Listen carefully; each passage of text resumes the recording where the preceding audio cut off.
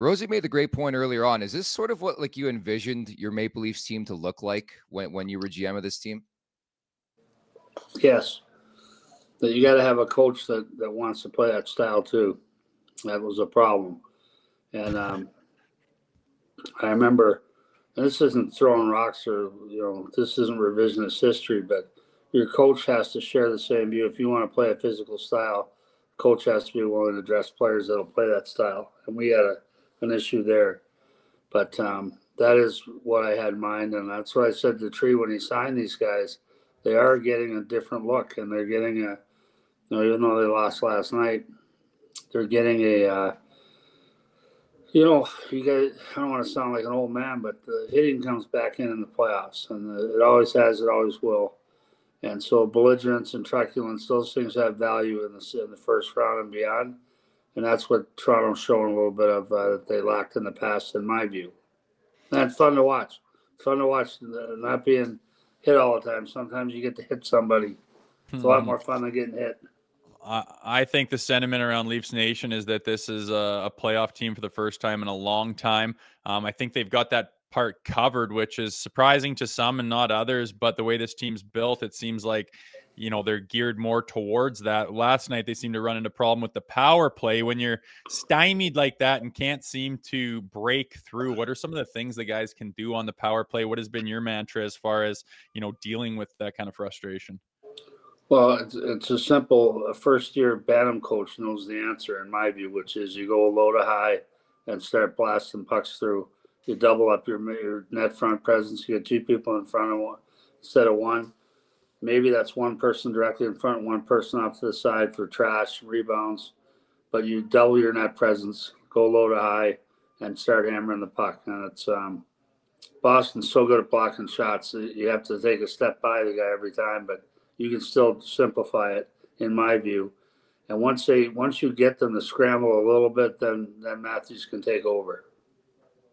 What's been your read on the series thus far? Obviously, very, very close. I think execution is big, discipline's big, but we're through 3 games. The Boston's up 2-1 here. Well, I thought the first game that Toronto was undisciplined. I sent Brad Treliving a note before the series started. I said, I know you want to hit, but the finest line you can walk in sports and in hockey, and you know this, Rosie, is you want to play physical, but you want to stay out of the box, and that is really hard. That's a hard thing to do because you want to finish your checks. Sometimes the guy hits off balance and it looks awkward and you get a penalty. But I thought they were undisciplined. Then they looked much better in Game 2. I thought they clearly deserved to win Game 2. And Game 3 last night was the coin toss for me. One poor goal that Trent Frederick scored, or was probably playing overtime there. Yeah, it was very close. I love the way everyone was on board. It seems like they've got some chemistry and some passion going for the first time. I think they're really missing William Nylander. What's your take on, when that stuff happens and how much you disclose as far as injuries? I mean, this was an odd one out of the blue that no one understood or saw coming. What's your take on the team releasing information about injuries and, to the point where sometimes you release so little it becomes a story within itself, maybe a distraction? Yeah, I really believe that people take advantage of injuries information. So if I know a guy's got a bad shoulder, yes, I'm going to hit him. And people say, no one would do that. That's not sportsmanlike. You're darn right it's not. And it shouldn't be. It's the playoffs. If I know a guy's got a bad shoulder, I'm going to finish all my checks on him. I'm not going to do anything dirty, but I'm going to get him every chance I get. So we say as little as possible. We always have. I think it's a good reason for it. And I think with Nylander, it's obviously something that affected him before the season ended. I mean, his production fell off so poorly in the last 10 games that it's clearly something that's really troubling him, because he's had a great year, but he had a very poor finish. Yeah, he had 5 points in his last 13, right, Rosie? Yeah, like how does he not, if he's feeling it throughout the regular season, why play all 82? Why not try to get healthy? Why take the game 1 as the time where you're going to take your rest? That seems odd if he's struggling with that throughout the end of the season. Well, remember, you got a battery of doctors, so whoever told him to take off game 1 probably did it at gunpoint. Like, he'd play if he could. This guy's not a faker and not a jaker. So to me, I think that's the fair question, is why didn't they rest them earlier? But they were in a tight race right till the end. I get it all. And you want to play. I'm not going to second guess that, but I think finally a doctor must have stepped in and said he's not playing. Most Fair likely. enough. What's your take on Mitch Marner? I think the sentiment around Toronto is that he's just not buying into the playoff style of hockey. He seems to, you can see it with clips where he's pulling the chute and bailing and not engaging. And like I said, there's so many people buying into this playoff style of hockey, and he seems to be one of the passengers, albeit he had set up a really nice play and a really nice goal last night. But aside from that, the turnovers and the non-engagement on the physical side, what do you think his future is like in Toronto? What would you do with a player like that? Well, I think he's a great player. I love watching him play. He's one of my favorite players to watch because of what he does, how he opens up space. He opens up one side of the ice better than anyone I've ever seen before in my life, other than Gretzky. And this guy can drift over and drift back, and he just uses players well. But he's had a poor start, and I don't think it's fear or trepidation or lack of engagement, because this is a player that he doesn't mind getting his nose dirty. Mitch Marner's not a timid player, but he's had a slow start. I thought he was better last night. I don't think it's anything to do with fear. This guy's played against the toughest guys in the league and still put up points. I don't think it's that. I think it's just off to a slow start. Sometimes that happens. Mm-hmm. And do sometimes, you think it's a formality? Sometimes it happens a lot. Sorry, go ahead. Go ahead. No, I was just going to say, sorry, there's a bit of a pause there. Do you think it's a formality that in the off season both sides are going to get together and hammer something out? Or do you think if you're the Maple Leafs, you take a wait and see approach to this whole thing? Obviously, he's 1 year away from UFA too, right? Yeah, they want to preserve the asset. They've got to break up this big four somehow. And they have not been able to do it. And I don't fault Treliving for that. I told Tree they had to sign Willie Nylander this last year, I felt, based on his last two seasons, not just this past year. The year before, he was sensational. So to me, they had no choice. That die was cast. You've got your big four. John Tavares is not going anywhere. You extend Matthews. You got to sign Nylander. And Mitch is signed. You got your big four. So I don't see how you break that logjam. Until now, maybe they'll find a way out. But I don't think Mitch Marner is the guy you want to move anywhere anyway. He's too good a player.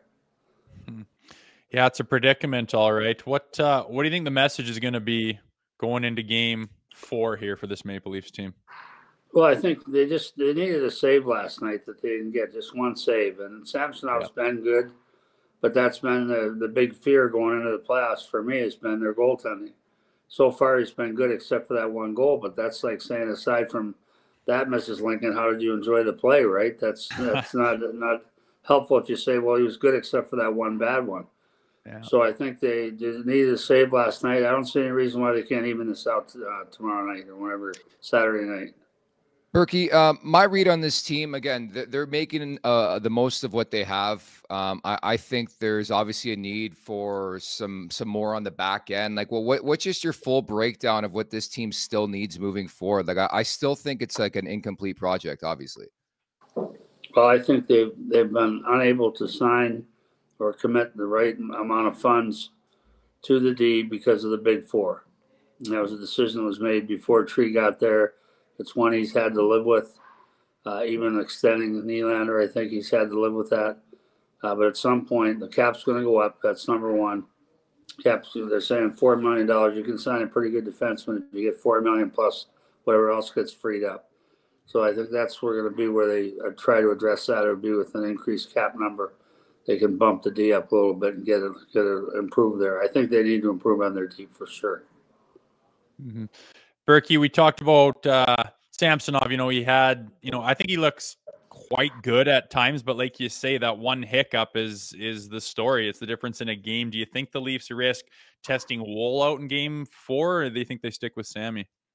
Well, I think Sammy's got to start for me. I wouldn't entertain that discussion about changing the goaltender, especially where Wall has allowed first shot to go in a bunch of times too. You don't want to start off that way.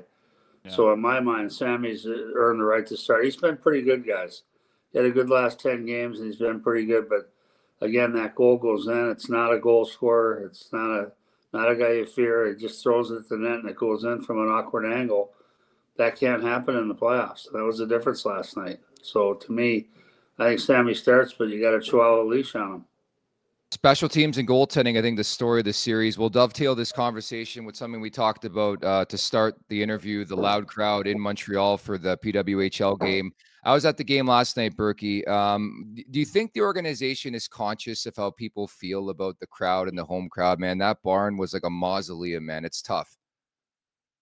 Well, you mean after the goal, the Frederick goal? No, just in general, the ambiance at Scotiabank. Like, is there anything you think they can do to change that?